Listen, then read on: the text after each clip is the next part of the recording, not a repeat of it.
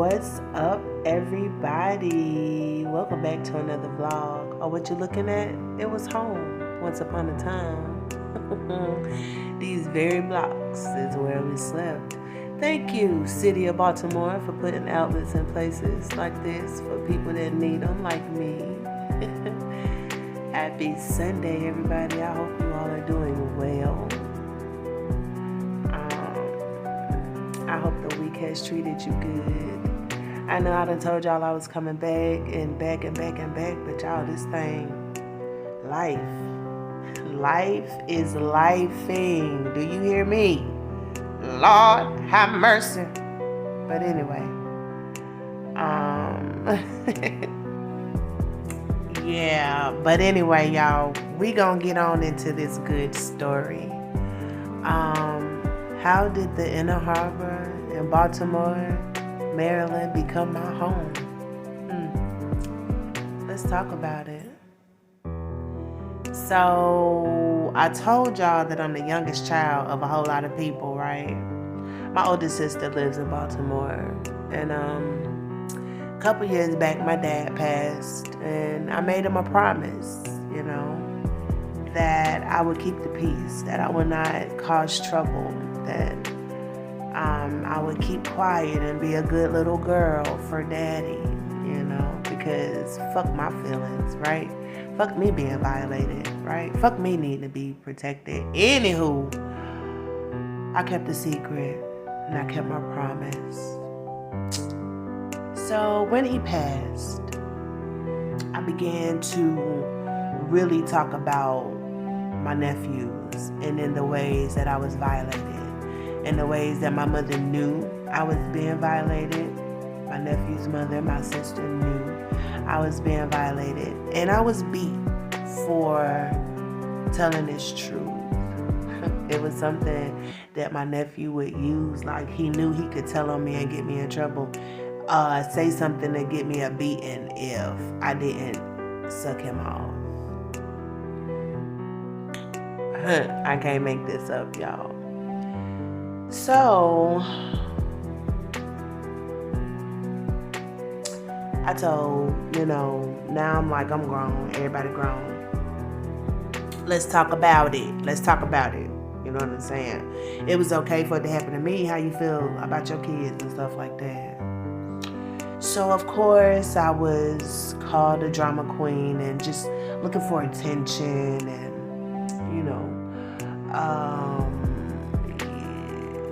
all of the things that come along with a situation like that, right? Again, not being believed, none of that. So, pause this story. At the time my dad passed, I was living in Atlanta. I was renting a room. I was working, being paid by the week, and I was paying my room by the week.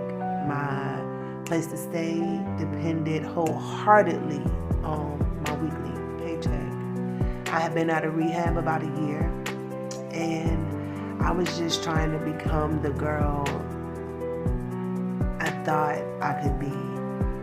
I was just trying to become this mother that I imagined myself being. I wanted to be the daughter I imagined. You know what I'm saying? And it seemed like the harder I worked towards being better, the harder it became to be better. My household was falling apart. I was trying to mix and mingle with friends that I had from before, which led me back down a road of addiction. I had to leave Charlotte. It was necessary. I had to. So I did. Went to Atlanta. Boom. Come to Charlotte to visit my dad this weekend. To be honest with you, it was just in me to just go visit your dad. Came to Charlotte, made the visit. The day before I was getting ready to go home, I get a phone call that says he has passed. I chose not. I'm not going to say I'm not able to. We all have choices, right? I chose not to go back to Atlanta. I got to bury my father. And now, during this time that I'm there, I'm like, dang, you know what I'm saying? Every time I try to take 2 steps forward, something always happens, this, that, and the third, and the other. Like, I need help, like real help. I need some support. So my sister was like, my oldest sister, she was like, well, I'll take London for the summer. Mind you, this was before my announcements. Bring London to me for the summer. Her and her daughter, my niece, had decided they were going to collab and help me out for a little bit, right? So I began to talk about me sucking my nephews off, and how nobody ever did anything about it, how I was beat for telling my truth. And then I was made on every family occasion, at every, to be okay with this.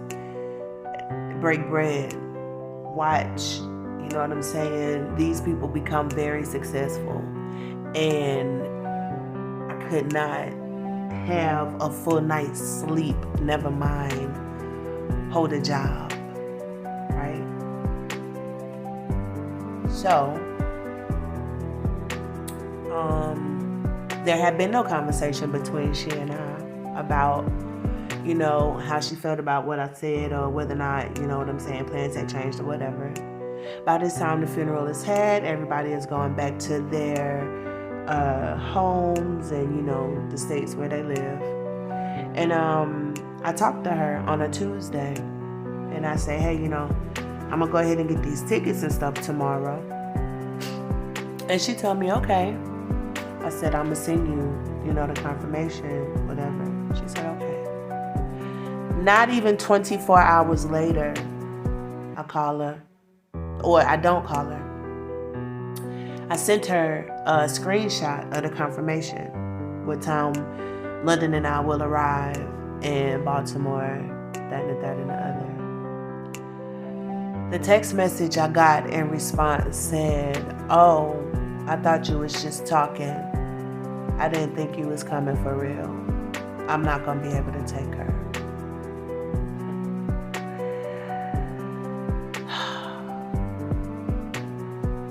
So I bought a bus ticket. You know what I'm saying? There was nothing I could do about it. You don't get a refund for your bus tickets. You know what I'm saying?